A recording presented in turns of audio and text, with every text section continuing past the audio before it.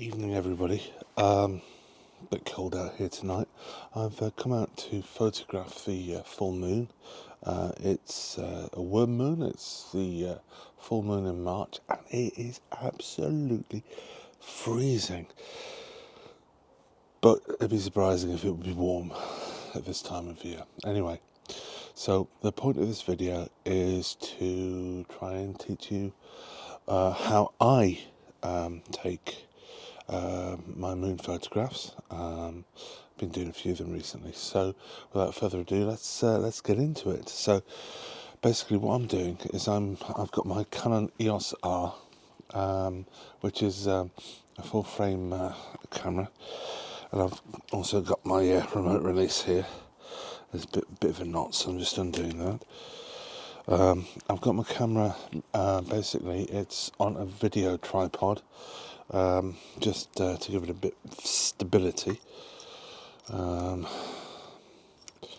Right, so I'm using the Canon RF 800mm f11 lens, which is a super zoom, and it's pretty far-reaching. So let's get the camera on and try and find some. Wow. Okay, let's get that locked off. So settings, I've got 160th of a second at f11, and I'm doing ISO 100, just to try and get the highest quality picture I can, less noise. So I'm using the autofocus to focus on the moon, and I'm going to click it off autofocus. So now we're focused in on the moon, and what I need to do, because I haven't used this camera for a while, is take the 2-second timer off. I'm going to go into continuous, and I'm going to take a number of pictures. You can take maybe as many as you want, 40, 80, 120, and then we're going to stack them later in a software.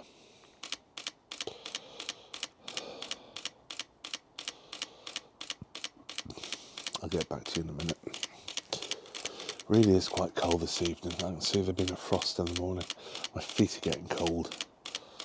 So that's interesting. I wonder what that is on the horizon. There's quite a bright star twinkling. I'll have to get my app on that and find out what that is. Right, I think that's enough. I'm just going to review the images, just to make. I'll review the last image to see what it was like.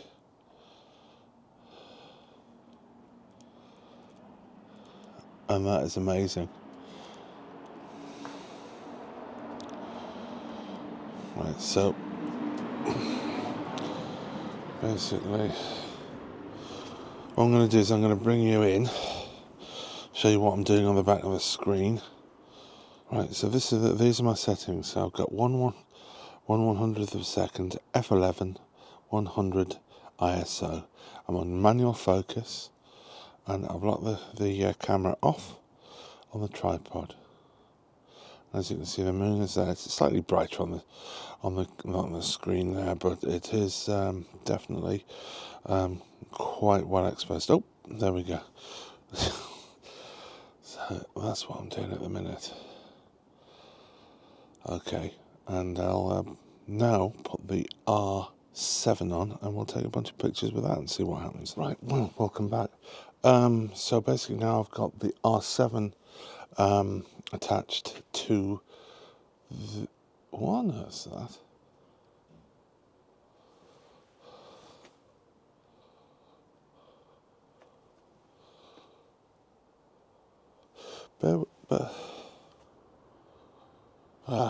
It's okay. Right, where were we? So as I was saying, I've got the R7 on the camera, on the tripod now. I've attached the 800mm f11 to the lens. I'm now gonna. Right, I've got it focused in. Clicking onto manual focus, so that's all locked in now. I'm going to use the remote release to take a load of pictures, and I've got the silent shutter on. so you won't hear the shutter going.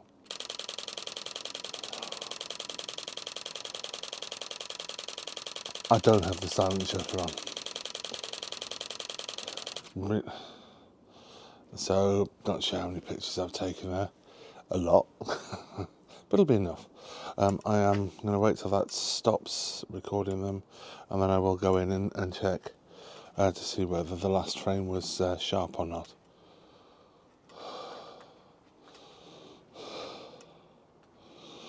And then once we've got the pictures ready, they're all sharp, we've checked them, they look good, they're well exposed, and we're going to take them upstairs onto the PC, and then we're going to put them through some programs, some software, edit them in Photoshop, and then hopefully they'll look really good.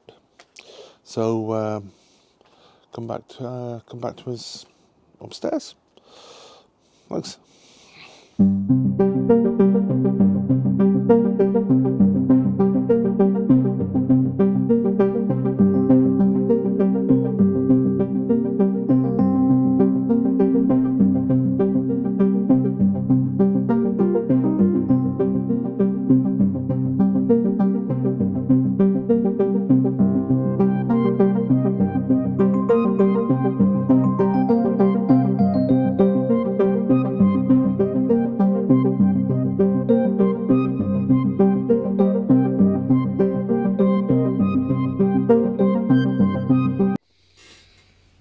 Okay, alright, well, welcome back and welcome inside the house where it's a lot warmer than it was out there.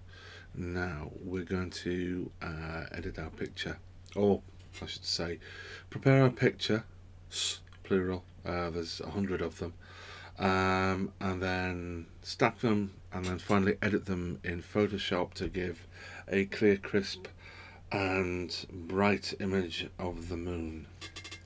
So the first thing to do is open up something called PIPP or PIP. There we go, and then find the pictures from the camera. So I've got them here, and they're file labelled EOS R7 because these are images that I shot from the R7. So click the first one, Control All. Don't want to import that. And click and drag into PIP. If you give it a second, then we'll have a picture of the moon appears, and then another window. So I'm just going to give that a moment. Okay, there we go. Pull that to one side. So what we're going to do first is click this button here. Put a tick in that box. So that is for solar full lunar disk. And then we're going to go back over to here. So we're going to processing options. Now we like the moon to stay colour because we can make it monochrome black and white in Photoshop, so I untick that, and I also untick enable cropping because I want to do that in Photoshop as well, so untick that. Now going to output options, I want to create a subdirectory. I'm going to call that pip EOS R7 worm moon, and click do processing. Okay, now what you do, you've got the start processing box here, click start processing. It's going to process each of the 100 images. This can take a minute, a couple of minutes, so I will come back to you when it is done. Okay, so all of those files have now been processed, and they're ready to be stacked in the stacking software. If you're wanting to know where you'll find those files, you just open up the file which had the images that we dragged into PIP and scroll down. There you are, there's the EOS should be R7 worm moon. So we've gone to there and into this file here, and we see all of these processed pictures. So they're the ones we're going to need next. So down here we've got auto stackered, which is going to stack these images of the moon. So we're going to open this up. There we go. And in exactly the same process, Control A and left click and drag. I'll take a second or two. That's done it. Okay, first thing to click is analyze, and that's going to analyze each of the images that we have imported into AutoStacker. So this can take a little while, so I'm going to pause again and come back to you when it's done. Right, now AutoStacker has analysed each of those images, and what we need to do now is here in this box we can place an AP grid. So put that on. It'll take a second or two to come up, and what we're looking for is lots of green boxes with red dots in the middle, and these are the alignment points that it uses to stack the images and keep them aligned. So this might take a minute or two. Oh, right. So it's placed the AP grid on there, and you can see lots of little red dots. These are alignment points. So now that we've got that, we hit the stack button. So click that, and it'll start processing. Now this could take a little while, so I'm going to pause you and then come back to you.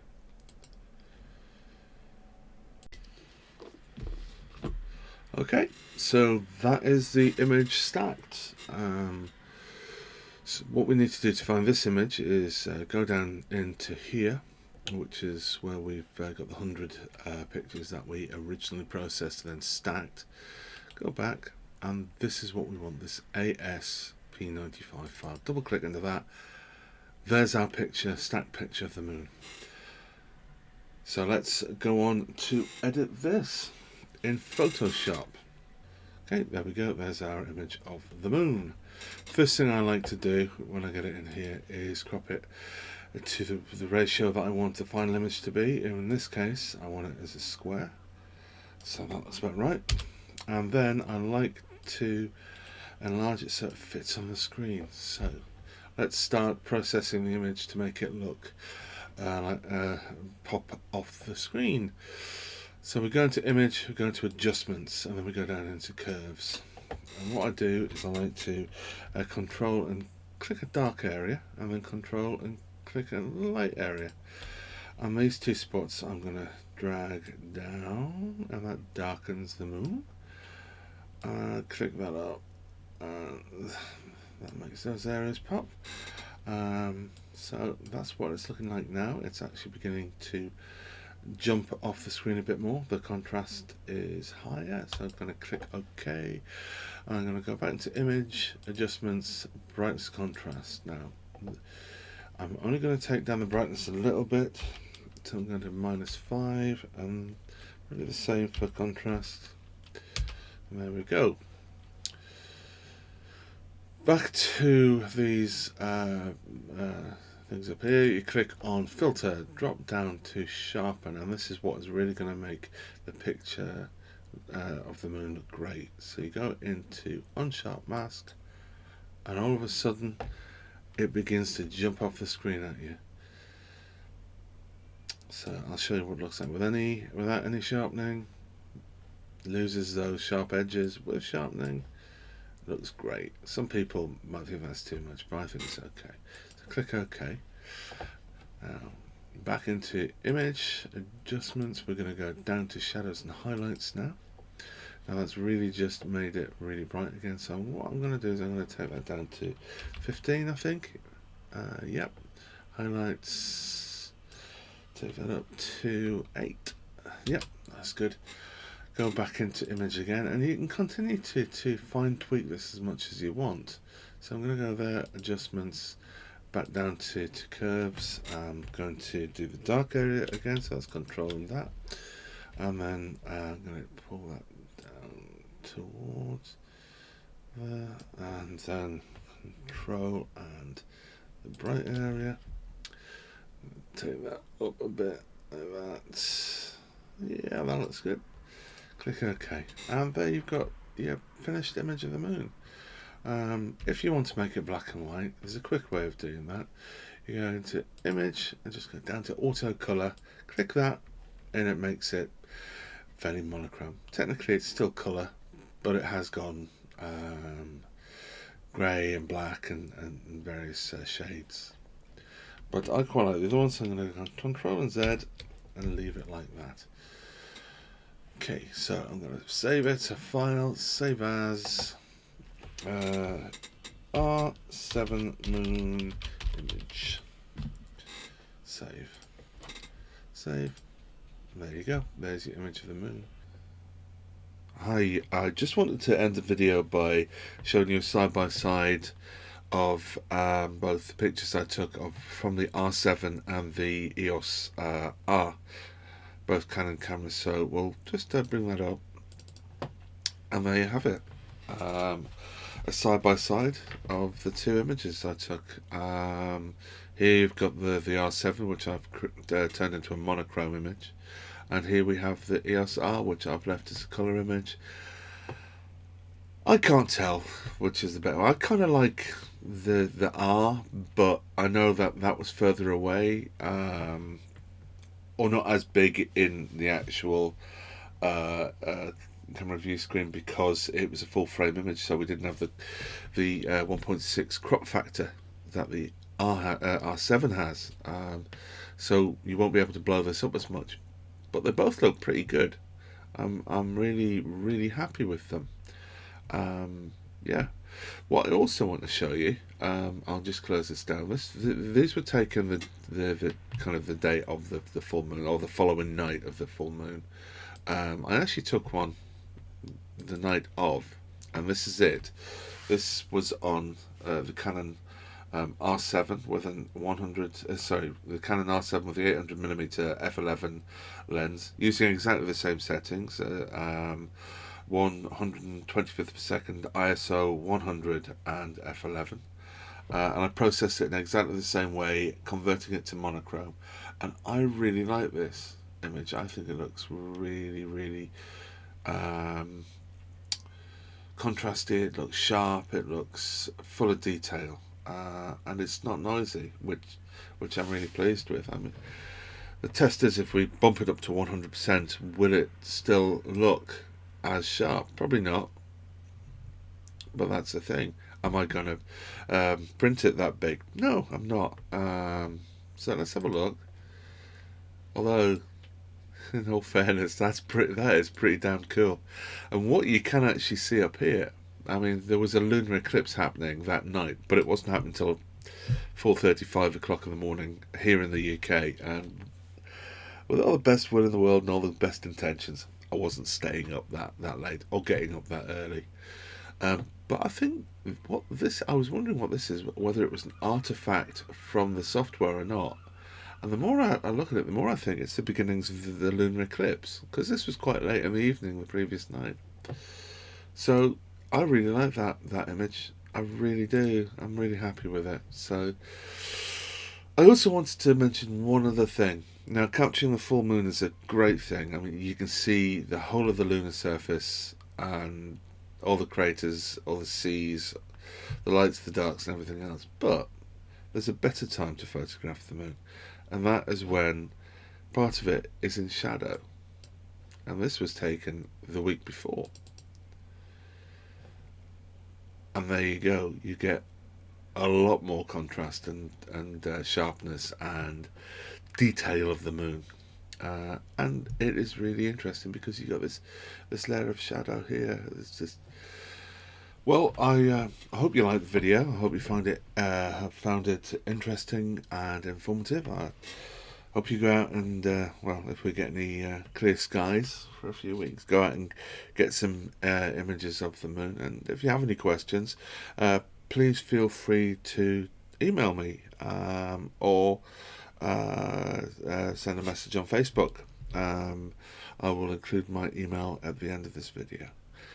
So happy snapping. Bye.